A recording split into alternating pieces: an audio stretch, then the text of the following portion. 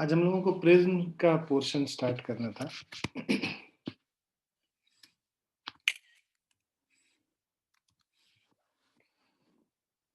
So refraction through prism.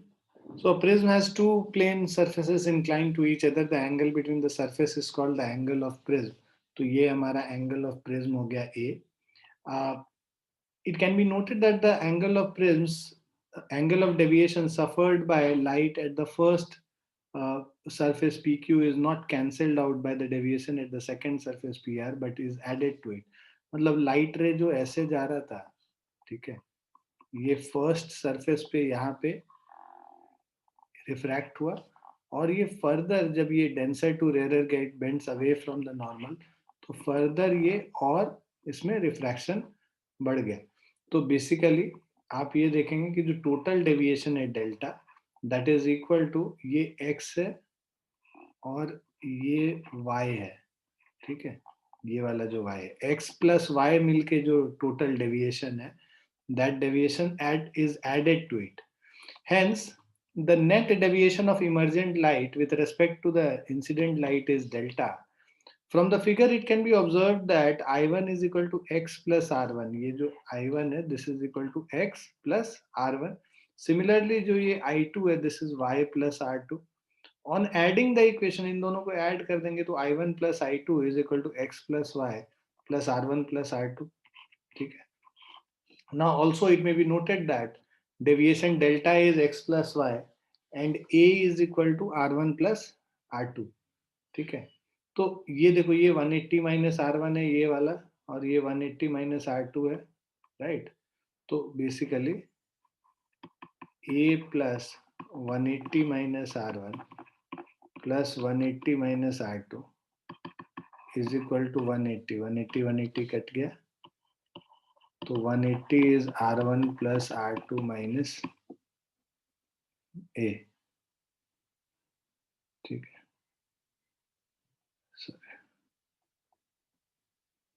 Sorry ये 90 degree था ना, 90 माइनस r1 है, सॉरी 90 माइनस r1 और ये 90 माइनस r2 है. ये जो पूरा एंगल है नॉर्मल 90 है तो ये 90 माइनस r1 और 90 माइनस r2 है. तो ये हमारा हो जाएगा 90 और 90 180 इससे कैंसिल हो गया. So r1 plus r2 is equal to ये एंगल ए आ गया, ठीक है. So on adding the equation we get, अब इन दोनों को ऐड करते हैं जो, तो हम लोग को मतलब ये डेल्टा और ए को ऐड कर देंगे तो A plus delta is equal to X plus Y R one plus R two. अब X plus Y R one plus R two क्या है, I one plus I two के बराबर भी है. तो I one plus I two क्या हो जाएगा, ए प्लस डेल्टा के बराबर हो जाएगा, या फिर I one plus I two minus A is equal to delta deviation. So I2 जो है एंगल ऑफ इमरजेंस है बेसिकली, ठीक है. तो एंगल ऑफ इमरजेंस को कभी कभी E से भी रिप्रेजेंट करते हैं, तो I plus E minus of A is equal to delta. Now angle of minimum deviation, तो डेविएशन मिनिमम कब होगा है ना, वो निकालने के लिए delta deviation is I1 plus I2 minus A, इसको ना I1 के रेस्पेक्ट में है ना डिफरेंशिएट कर देते हैं. सो डिफरेंशिएट करेंगे so delta d by d delta by di1 is equal to 1 plus di2 by di1 minus 0 क्योंकि ये कांस्टेंट है, ठीक है. अब बिकॉज ये मिनिमम होना है डेविएशन को तो d delta by di1 is equal to 0 हो जाएगा. तो इसको हम लोग 0 से इक्वेट कर देते हैं, मतलब दिस इज इक्वल टू 0. तो di2 by di1 is equal to minus of 1 हो गया और di2 is equal to minus of di1. On integrating above equation इसको इंटीग्रेट करोगे तो I2 is equal to minus I1 आता है, राइट.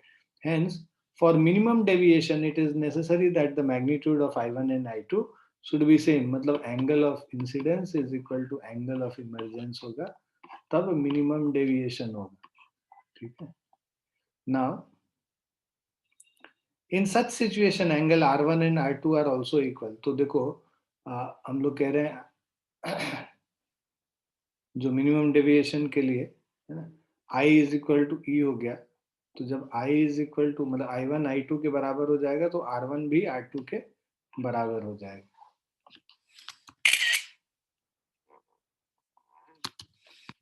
अब since a is equal to r1 plus r2 दोनों इक्वल है तो 2r1 कर लिया तो r1 is equal to a by 2 हो गया.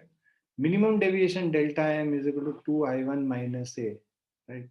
सो this is i1 is equal to delta minimum plus a by 2 a plus delta m by 2. So अब हम लोग स्नेल्स लॉ यूज करेंगे अगर फर्स्ट सरफेस पे, तो mu into sine R one is equal to one into sine I one, तो mu is equal to sine I one by sine R one. Sine I one की जगह sine A plus delta M by two और sine R one की जगह sine A by two हम लोग put कर लेते हैं. तो ये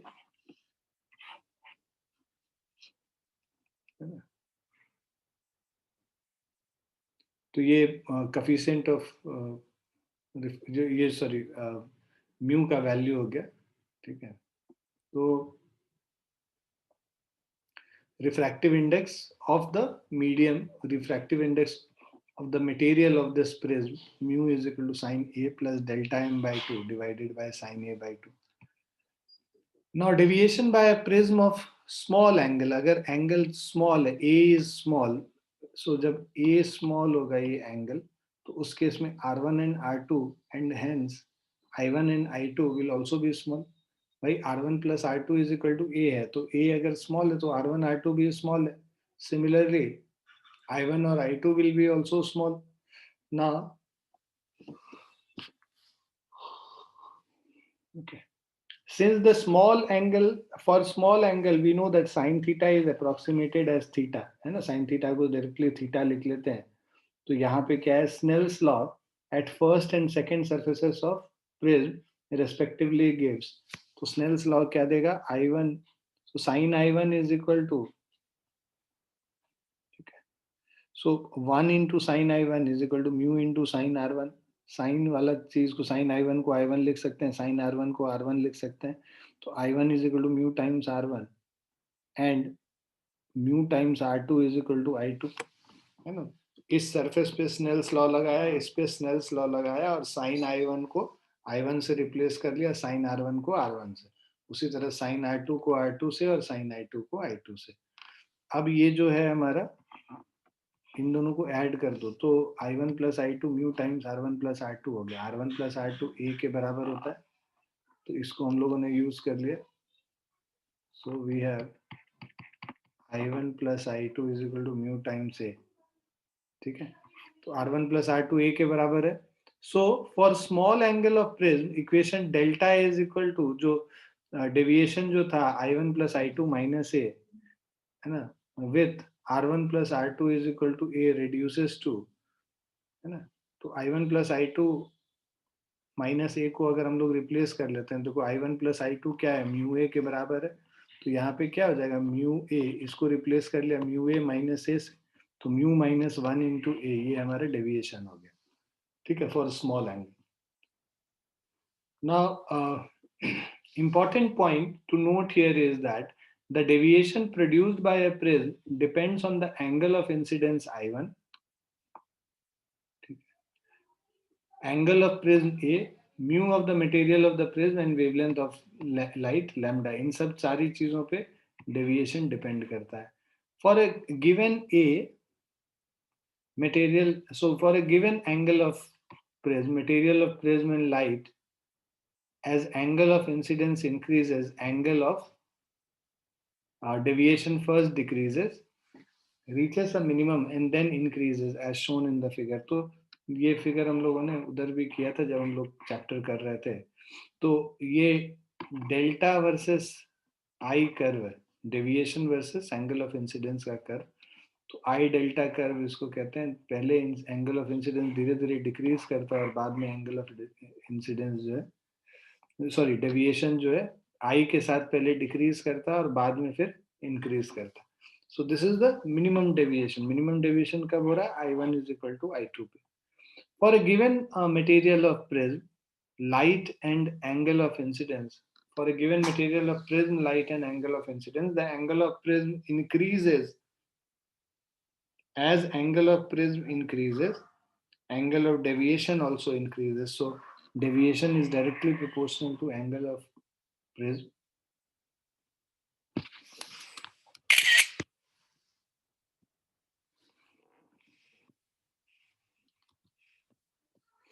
Now special cases related with prism. So condition of no emergence. Okay. So the light will not emerge out of prism for all values of angle of incidence if at face PQ for I1 is equal to maximum which is equal to 90 degree. तो ये कह रहा है देखो condition of no emergence मतलब light इसमें जो incident हो रहा है वो इस पीआर वाले सरफेस से बाहर ना निकले.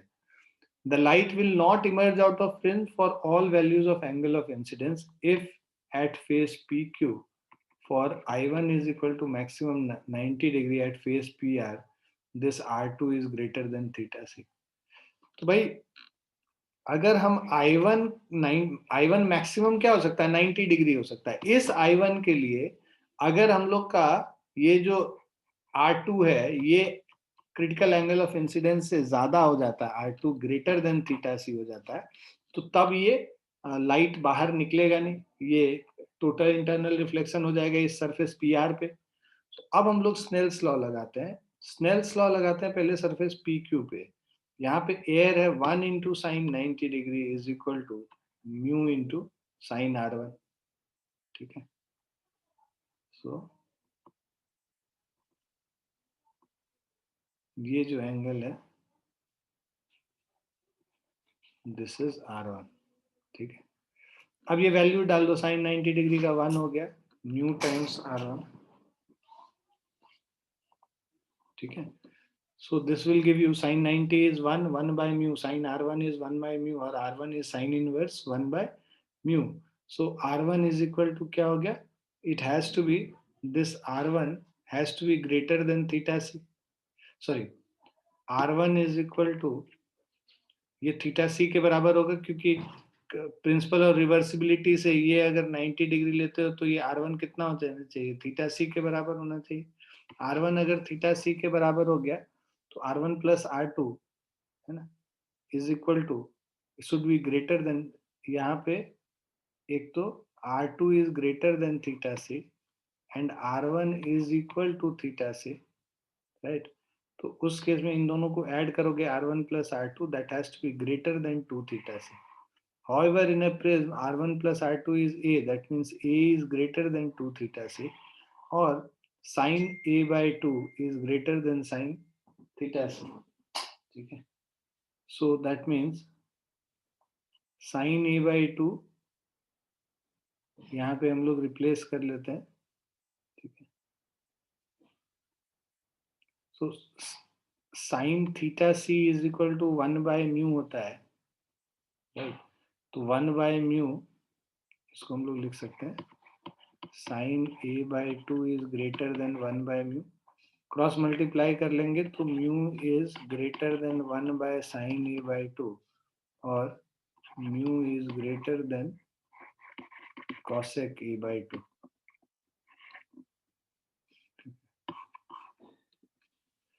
That is, a ray of light will not emerge out of prism whatever be the angle of incidence if A is greater than 2 theta C, that is if mu is greater than cosec A by 2. ठीक है. तो emerge कब नहीं करेगा जब A जो है 2 theta C से ग्रेटर होगा या फिर म्यू जो है इसको दूसरी तरह से ये भी लिख सकते हैं mu should be greater then cosec A by 2. दोनों केस में this does not emerge, the light does not emerge out of prism. Clear है बच्चों? Yes, sir.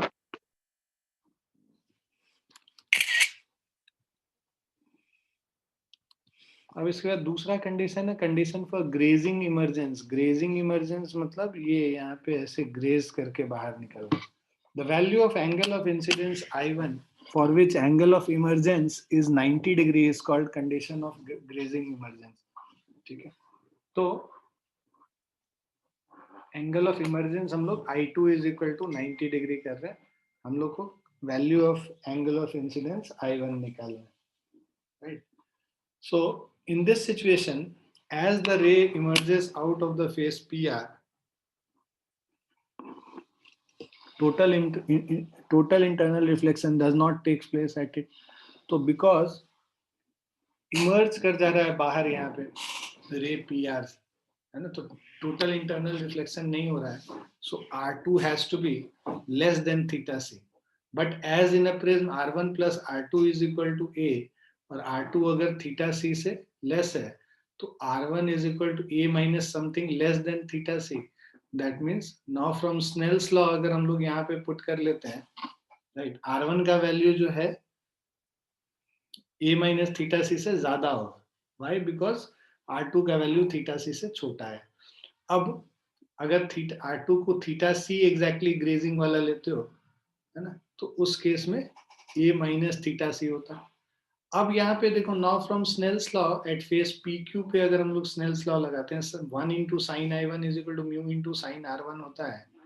From equation 2 we know that ये जो R1 का वैल्यू है A minus theta सी से बड़ा है, तो mu times, so sine I1 will be greater than mu times sine A minus theta C. ठीक है, अगर टोटल इंटरनल रिफ्लेक्शन नहीं होना है तो. So sine I1 is greater than mu times sine A minus theta C को अब हम लोग ट्रिग्नोमेट्री से ओपन कर दे रहे हैं. Sine A cos theta C minus cos A sine theta C. So sin I1 is greater than mu times sin A cos theta c 1 minus sin square theta c लिख लिया हमने, और उसके बाद sin theta c को 1 by mu हम लोग ने सब्स्टिट्यूट कर लिया, राइट.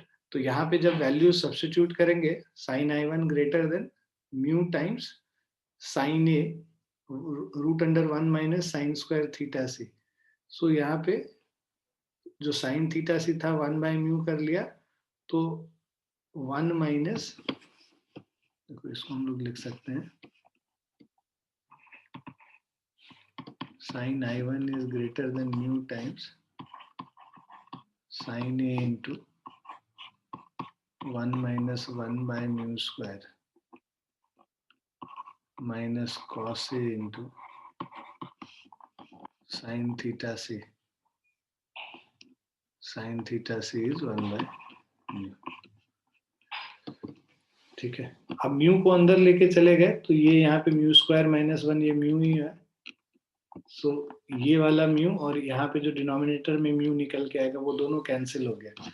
सो इससे sine I1 is greater than root under mu square minus 1 sine A minus cos A, और I1 is sine inverse of this. अगर मिनिमम इसको निकालना है I1 मिनिमम क्या होगा, तो उसके लिए sine inverse mu square minus 1 sine A minus cos A.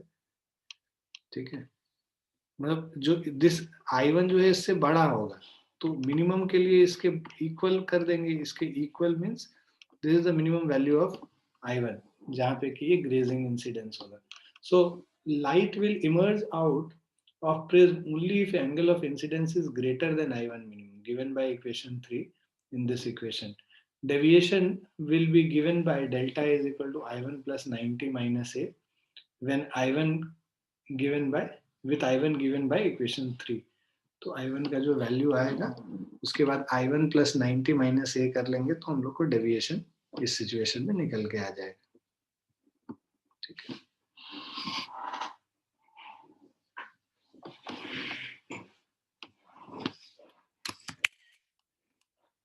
third, a maximum deviation का case. So deviation will be maximum when angle of incidence I1 is maximum. तो I1 को 90 डिग्री हमने ले लिया. Deviation I1 plus I2 minus A है, R1 plus R2 A के बराबर है. Now reduces to delta maximum के लिए तुम्हारा 90 plus I1 plus I2, है ना. So I1 को 90 ले लिया, 90 plus I2 minus A. However, when I1 is 90 degree, ठीक है, 1 sine 90 is equal to mu sine R1. तो इससे R1 is equal to sine inverse 1 by mu और R1 is equal to theta C. ठीक है, so and as in a prism R1 plus R2 is equal to A, so R2 is equal to A minus theta C. R1 का value क्योंकि theta C था. So at surface PR mu into sine R2 is 1 into sine R2. Now sine I2 is equal to mu sin A minus theta C, and I2 is equal to sin inverse mu sin A minus theta C, right?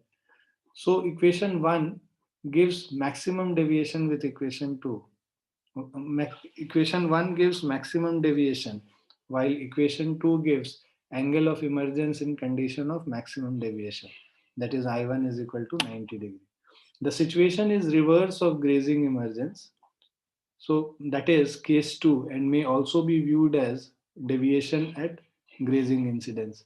So basically ये जो maximum deviation है that can be achieved. So ये जो equation 1 है हमारा delta maximum 90 plus I2 minus A, ठीक है. So equation 1 gives maximum deviation while equation 2 gives angle of emergence in condition of maximum deviation. तो जब maximum deviation होगा तब जो angle of emergence है वो इससे आता है.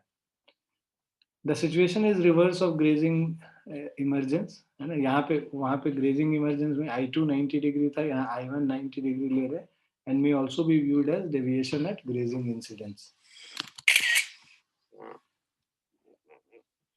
अब क्वेश्चंस देखते हैं.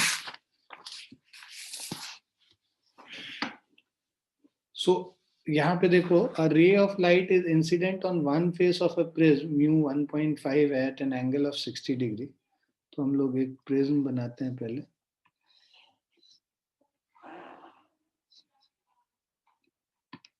ये हमारा ABC एक प्रिज्म है. Angle of prism A is equal to 60 degree. So a ray of light is incident at one face of a prism mu is equal to 1.5.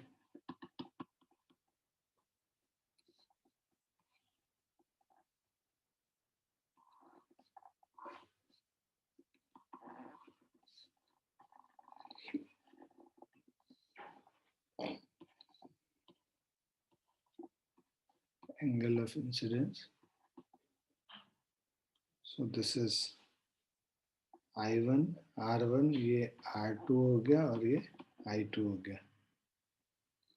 So a ray of light is incident at one face of a prism mu 1.5 at an angle of 60 degree. The refracting angle of the prism is also 60 degree. ठीक है. Now तो ये भी I1 is 60 degree और उसके अलावा angle of prism भी 60 degree दे रखा है. ठीक है. अब find the angle of emergence and the angle of deviation. So हमें I2 निकालना है और angle of deviation delta निकालना है. Is there any other angle of incidence which will produce the same deviation? So deviation delta, so angle of incidence I is equal to 60 degree. ठीक है. और mu is equal to 1.5. 1 into sin I1 is equal to mu into sin R1 by Snell's law.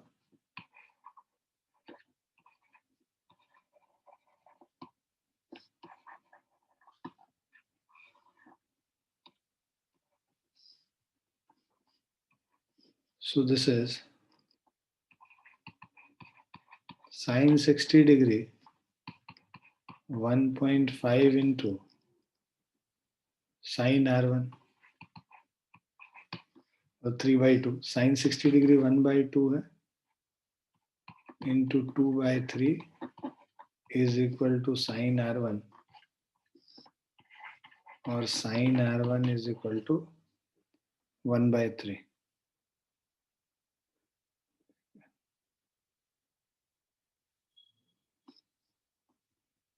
तो इससे R1 is equal to sin inverse of 1 by 3. So R1 का value अगर हम लोग निकालें,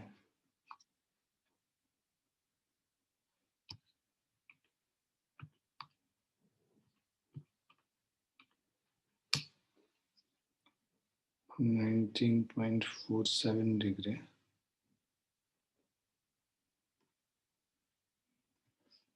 अच्छा sin 60 डिग्री था ना, सॉरी √3/2 होता है ना, और ये कैंसिल हो गया, ये √3 हो गया 1/√3. So sine inverse of 1 divided by √3 कर लेंगे 35.26. So this is R1 is equal to 35.26 degree. अब देखो I1 प्लस I2, ठीक है, या R1 plus R2 is equal to A। R1 का वैल्यू निकल गया, R2 का value angle of emergence and angle of, ठीक है। So R2 is equal to A minus R1, 60 minus 35.26.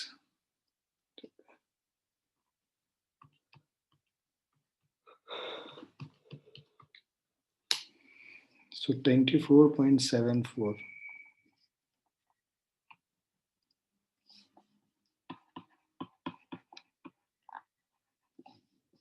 ये R2 का वैल्यू निकल गया। Find the angle of emergence. एक मिनट बच्चा।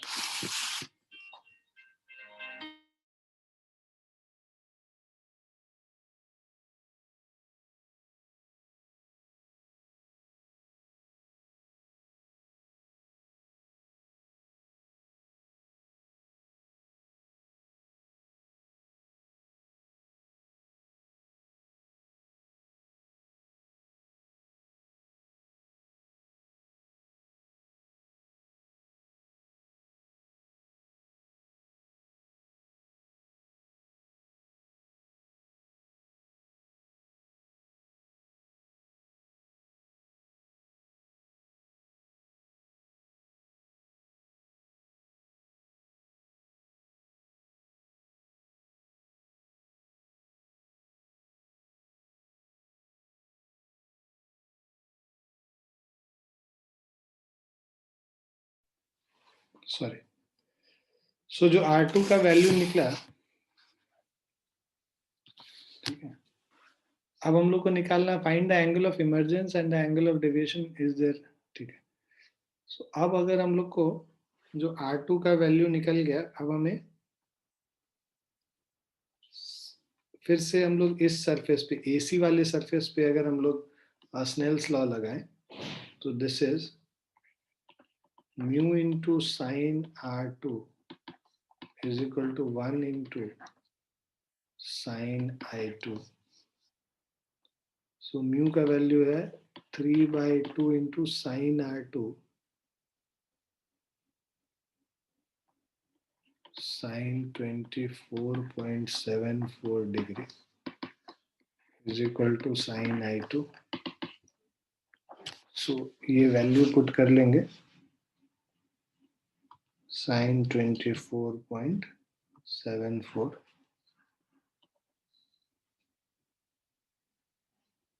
0.418 into 3/2, 0.627 sin I2।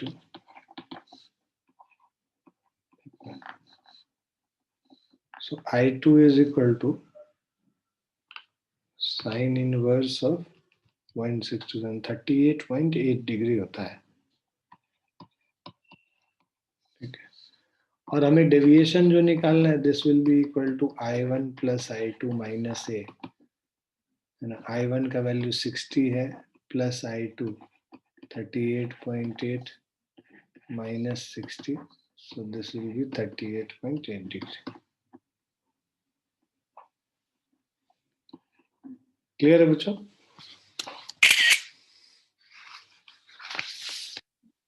Yes, sir. Yes,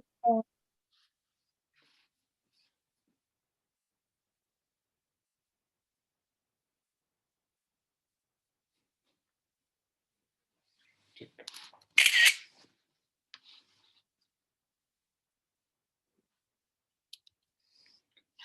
Next question, if we see a ray of light makes an angle of 60 degree on one of the face of the prism and suffers a total deviation of 30 degree.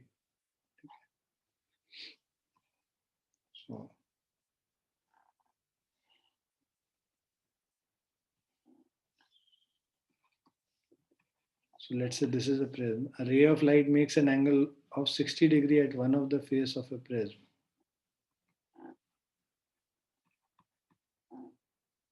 And suffers a total deviation of 30 degree on emergence from other face if the angle of prism is 30 degree.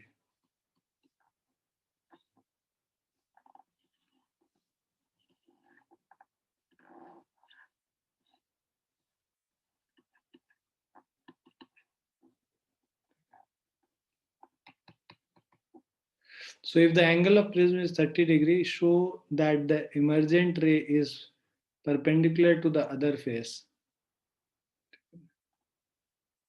Also calculate the refractive index of the material of the medium.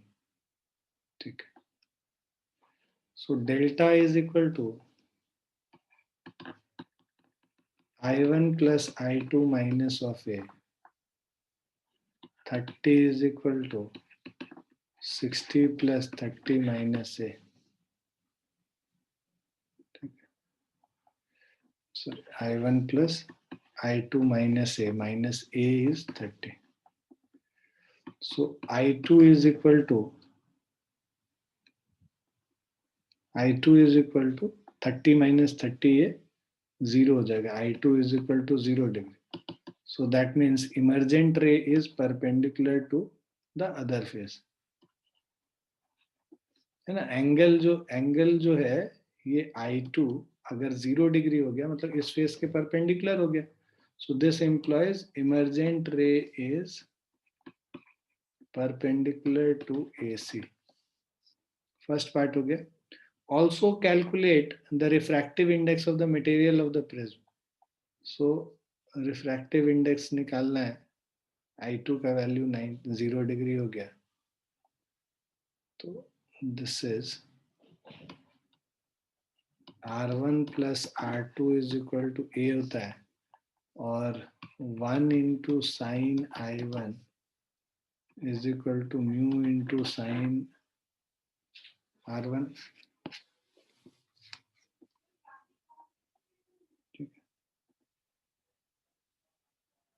अच्छा I2 अगर 0 हो गया right. अब देखो ये यहाँ पे इसमें अगर हम लोग लगा लेते हैं mu into sin R2 is equal to 1 into sin I2. sin I2 0 है तो ये 0 ही हो जाएगा. So sin of R2 is equal to 0. R2 भी 0 डिग्री होगा. R2 का वैल्यू 0 डिग्री हो गया. So अब देखो R2 अगर 0 है R1 plus R2 is equal to A होता है. R1 is equal to 30 degree हो गया. R1 30 हो गया तो mu into sin R1 is 1 into sin I1. ये हम लोग AB पे स्नेल्स लॉ लगा रहे हैं. sin I1 is equal to mu तो हमें निकालना ही है sin R1. sin 60 degree mu is equal to sin 60 degree divided by sin R1 sin 30 degree. So this is equal to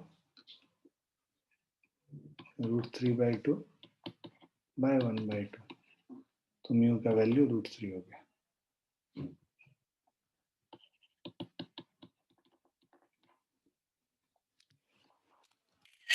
clear है बच्चों?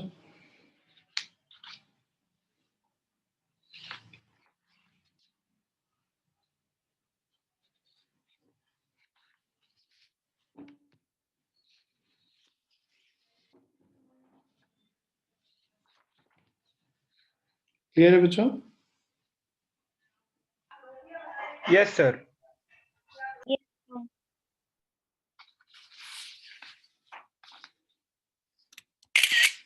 नेक्स्ट क्वेश्चन पे चलते हैं.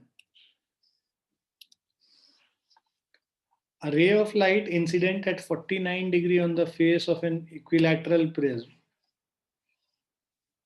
Equilateral prism है ABC.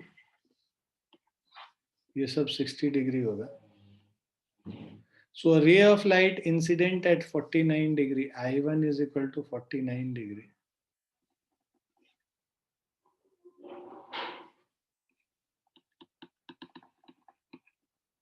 On the face of an equilateral prism, A is equal to 60 degree. Passes symmetrically. ठीक है ना. Calculate the refractive index of the material of the prism, right? So symmetrically, that means R1 is equal to R2.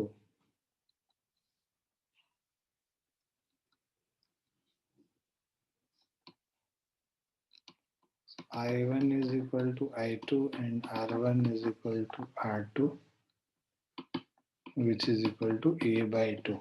60 by 2 is equal to 30 degree.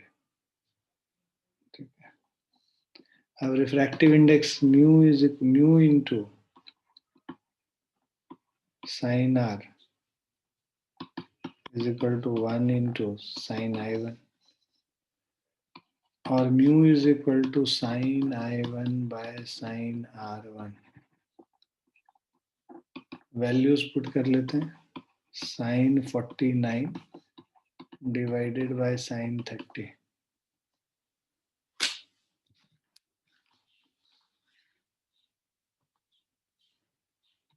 Sin 49.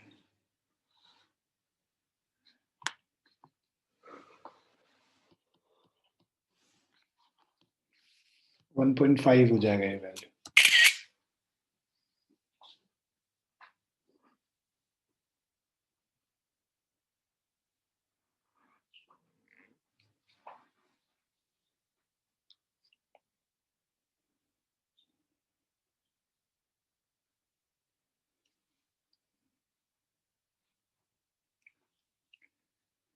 Next question पे चलते हैं. यहाँ पे from the graph of angle of deviation delta versus angle of incidence I find the prism angle. तो इस point पे देखो, जब आई 30 डिग्री है, डेल्टा 30 डिग्री है, आई 60 डिग्री है, डेल्टा 30 डिग्री है. So deviation delta is equal to I plus E minus A. ठीक है.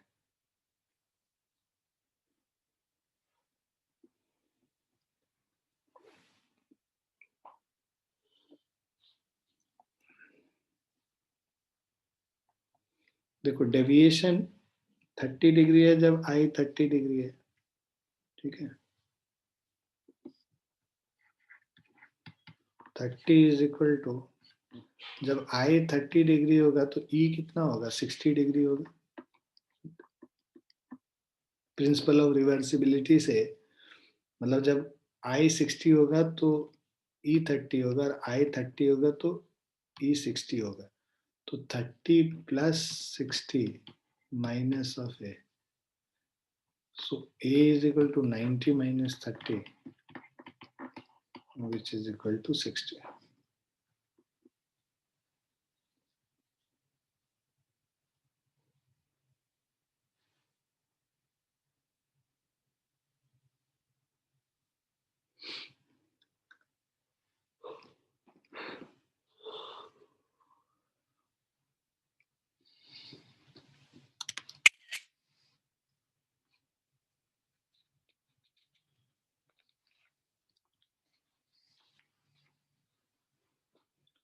कह रहा था refracting angle of a prism is 60 degree. तो A is equal to 60 degree, and the refractive index of material of the prism mu is equal to 1.632. Find the angle of minimum deviation. तो हम लोग को delta minimum निकालना है. ठीक है.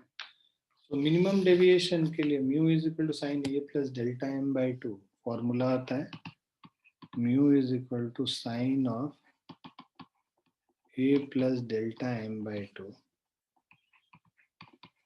divided by sin A by 2. So this is mu का value 1.632 sin of 60 plus delta minimum divided by 2 by sin A by 2.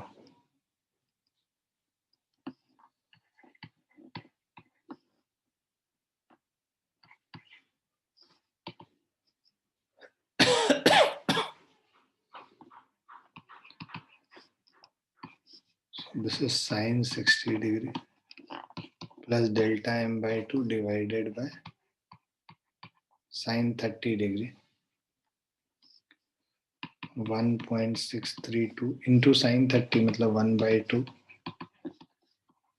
sine 60 plus delta minimum by 2.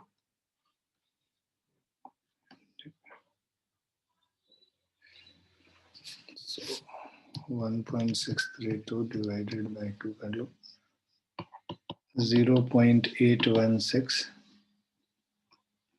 is equal to 60 plus delta m by 2. अब ये sine inverse 0.816 54.68 into 2 minus 60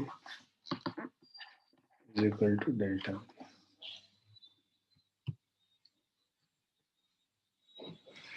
So this is 109.37 minus 60 is delta minimum. So this is 59.37.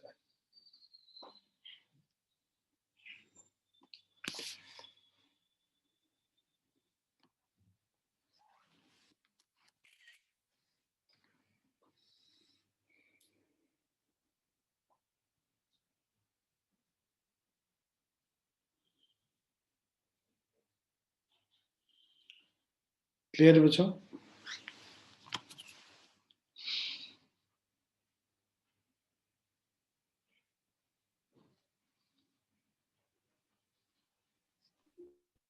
Yes, sir.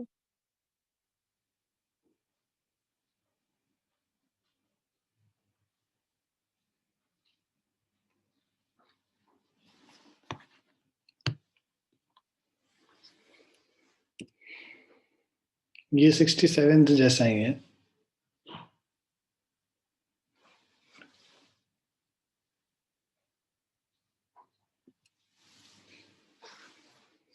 तो ये आप लोग कर लीजिएगा. 69th है. Light is incident on the side of a 30, 60, 90 prism. ठीक है. तो ये देखो ये 60 दे रखा है, ये 90 है, ये 30 है. 30, 60, 90 prism.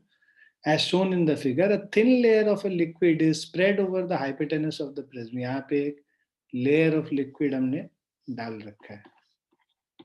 So this is the thin layer of liquid. If the index of refraction of the prism is 1.5, mu is equal to, and find the maximum refractive index of the liquid in order that a ray of light normally passing normally through the 60-degree base may be totally reflected. तो total internal reflection हो जाए, इसके लिए हम लोगों को ये mu liquid का वैल्यू जानना है. ये म्यू ग्लास है. ठीक है. तो टोटल इंटरनल रिफ्लेक्शन के लिए ये जो 60 डिग्री है, ये थीटा सी से बेसिकली बड़ा होना चाहिए. तो ये देखो ये 90 डिग्री होगा, ये 60 है, तो ये 30 होगा, और यहाँ पे जब हम ये नॉर्मल बनाएंगे तो ये 60 हो जाएगा. ठीक है. सो अब ये जब 60 है, मतलब एंगल ऑफ इंसिडेंस इस सरफेस पे 60 डिग्री हो गया. राइट. सो अब हम लोग इस सरफेस पे अगर लिखते हैं Snell's law. So by applying Snell's law at the hypotenuse,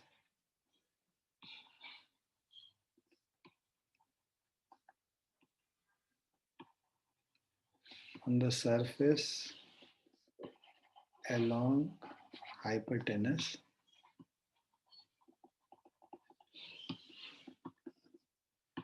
so by applying Snell's law on the surface along hypotenuse, we know that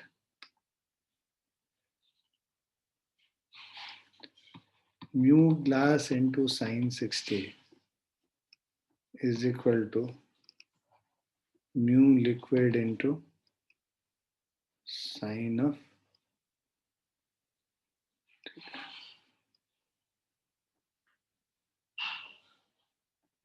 90 degree.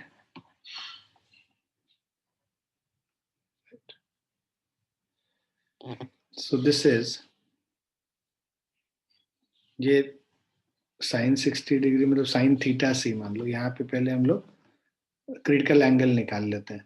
तो म्यू ग्लास है 1.5 into sine theta C, mu liquid और sine 90 degree 1 हो गया, sine theta C is equal to mu liquid by 1.5।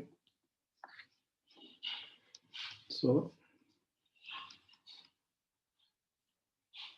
ये जो 60 degree है that has to be greater than theta से, so that means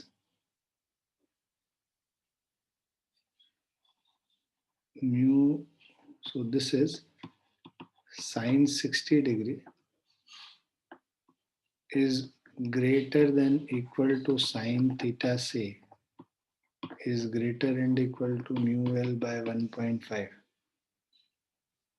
So that means sine 60 degree root 3 by 2 है, root 3 by 2 into 1.5, 3 by 2 is greater and equal to mu L, or mu liquid has to be less and equal to 3 root 3 by 4. So this is 3 root 3 divided by 4 is 1.29, yeah, 1.3. So that means mu liquid has to be less than equal to 1.29.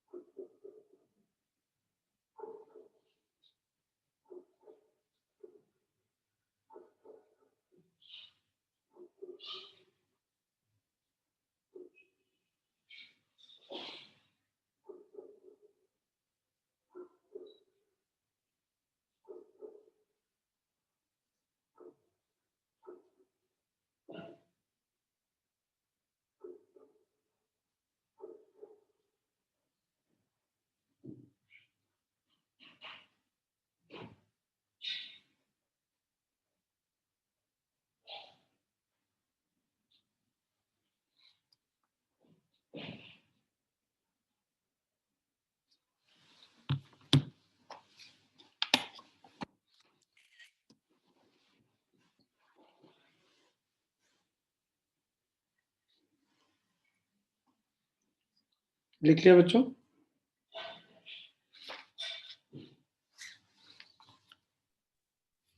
Yes.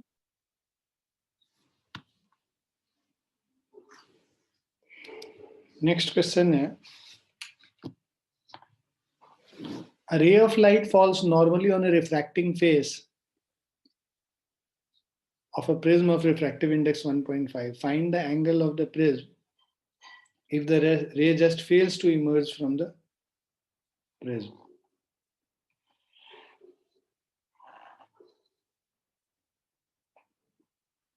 Basically यहाँ पर सिर्फ it falls normally, यहाँ पे normally आएगा और normally आने के बाद ये इस पॉइंट पे इट फेल्स टू इमर्ज, मतलब ये इसके अलोंग चला जाएगा, ठीक है।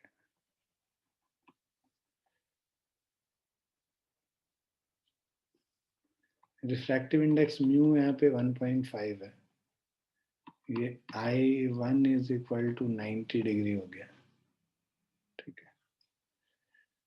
सो ये 90 डिग्री हो गया।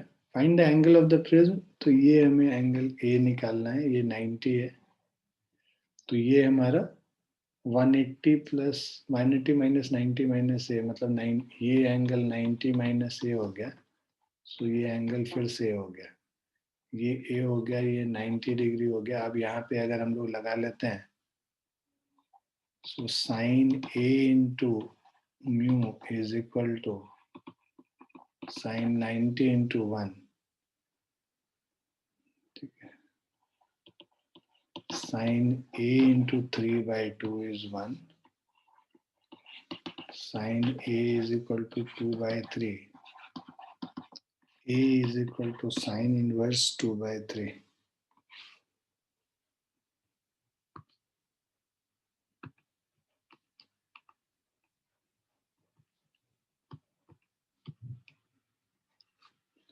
So this is 41.8 degree,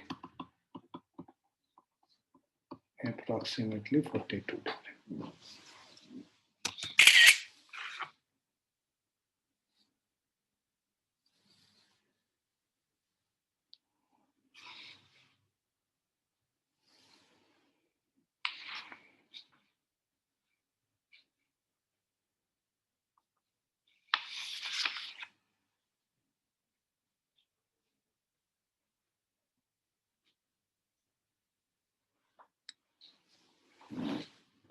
Now next question. A prism having a refracting angle 4 degree, तो ये 4 degree refracted with refractive index 1.5, located in front of a vertical plane mirror as shown, a horizontal ray of light is incident on the prism. What is the angle of incidence at the mirror? तो हम लोग को ये angle of incidence निकालना है, ठीक है. So यहाँ पे this is equal to जो यहाँ पे deviation हो रहा है, this is the deviation which is happening, ठीक है. और ये जो deviation होगा वही angle of incidence होगा, है ना. So delta is equal to mu minus 1 into A, which is equal to 1.5 minus 1 into 4. So 0.5 into 4 is 2. ठीक है. So delta is equal to 2 degree, which is the angle of incidence.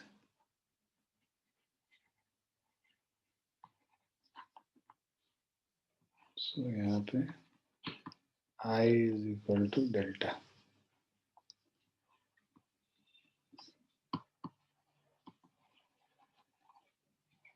Angle of incidence is equal to delta, which is equal to 2 degree.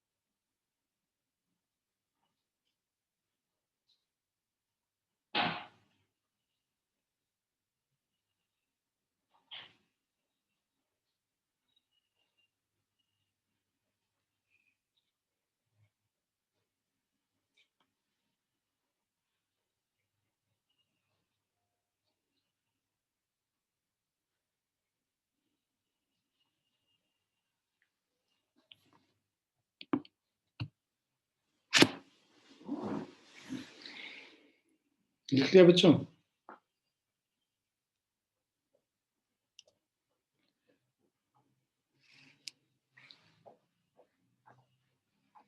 Next है, ये सारे questions easy हैं, इसको अब तुम लोग कर लेना. 2-3 क्वेश्चन है, हम लोग आगे बढ़ते हैं डिस्पर्सन ऑफ लाइट पे. So the angular splitting of a ray of white light into number of components and spreading in different directions is called dispersion of light. And a white color light जब 7 colors में but जाता है उसको dispersion of light कहते हैं. It is for whole electromagnetic wave in totality. This phenomena takes place because waves of different wavelength move with same speed in vacuum but with different speeds in a medium. Therefore, the refractive index of a medium depends slightly on wavelength also. So this variation of refractive index with wavelength is given by Cauchy's formula. So Cauchy's formula, यहाँ पे refractive index is dependent on lambda as a plus b by lambda square, okay, where a and b are positive constants. Such phenomena is not exhibited by sound waves. Angle between the rays of the extreme colors in the refracted light is called angle of dispersion. So angle of dispersion produced by prism is equal to theta, that is delta V minus delta R. So deviation for violet light minus deviation for red light. Okay. Figure A and C represents dispersion. Okay. Whereas in figure B, there is no dispersion.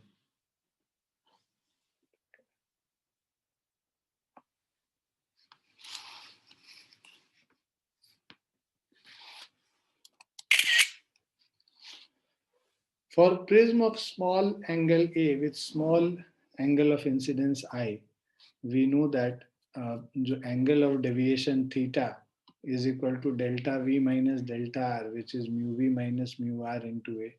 Now deviation of beam, also called mean deviation, delta is equal to delta Y, mu Y minus 1 into A for yellow light. So mu V, mu R and mu I are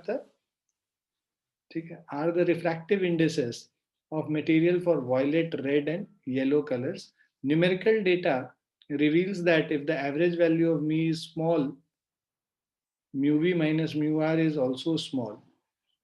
And if the average value of mu is larger than mu V minus mu R is also large. तो mu अगर ज़्यादा होगा तो mu V minus mu R भी ज़्यादा होगा. अगर mu small होगा तो mu V minus mu R भी small होगा.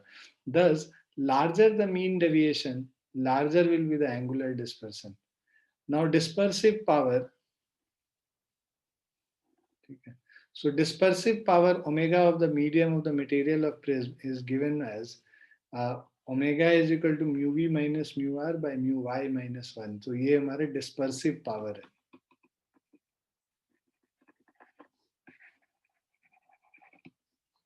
Now omega is the property of the medium. For small angled prism with light incident at small angle I, we know that mu V minus mu R by mu Y minus 1, that is the dispersive power, is delta V minus delta R by delta Y, or which is equal to theta upon delta Y. So theta is angular dispersion by deviation of mean ray, that is yellow colored light. Or mu y is mu v plus mu r divided by 2. This is the mean value of refractive index. So mu minus 1 is refractivity of the medium for the corresponding color. Now, if you see this example, the refractive indices of flint glass for red and violet light, matlab mu r is equal to 1.613, mu v is 1.632. Find the angular dispersion produced by thin prism of flint glass having refractive index, refracting angle 5 degree. A is equal to 5 degree. So हमें angular dispersion निकालना है. Angular dispersion theta is equal to mu v minus, so theta is equal to mu v minus mu r into A. So 1.632 minus 1.613 into 5 degree. So this will give you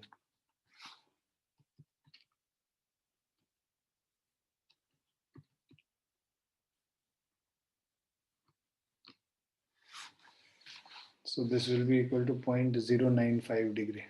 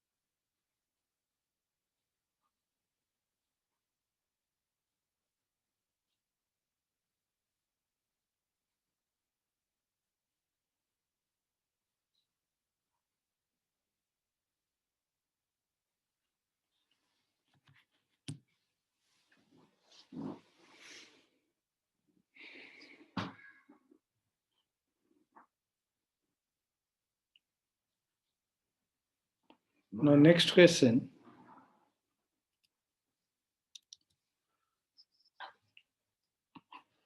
Refractive index of glass for red and violet colors are 1.5 and 1.6. So refractive index of glass for red color is 1.5. Violet color is 1.6. Find the refractive index for yellow color. तो हम लोगों ने देखा yellow colour का refractive index इन दोनों का average होता है 1.6 प्लस 1.5 बाय 2 1.55 हो जाएगा. ठीक है. Dispersive power omega is equal to mu V minus mu R divided by mu yellow minus 1. So 1.6 minus 1.5, 1.55 minus 1, 0.1 divided by 0.55.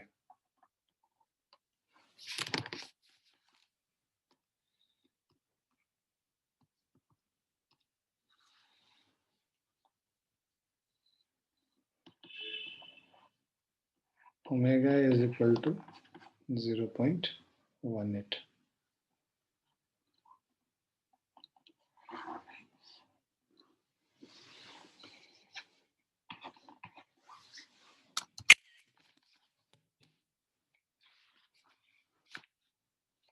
ठीक है बच्चों, आज हम लोग यहीं पे रुकेंगे. इसके आगे अब हम लोग अगली क्लास में refraction from a spherical surface start करेंगे. ठीक है.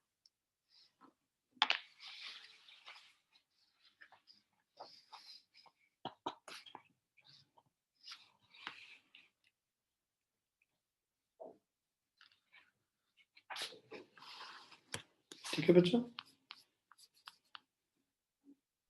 सर 11th का नहीं पढ़ेंगे अभी. अभी तुम लोग का एक बार डेट निकल जाने दो, उसके बाद देखेंगे 11th क्लास. ठीक है सर. अभी इस वीक मेरे ख्याल से 15-16 तारीख तक तुम लोग का सारा डेट वेट आ जाएगा. उसके बाद थोड़ा सा चॉक आउट कर लेंगे प्लान की कैसे कैसे करना है. ठीक है. तो है चांसेस कि 2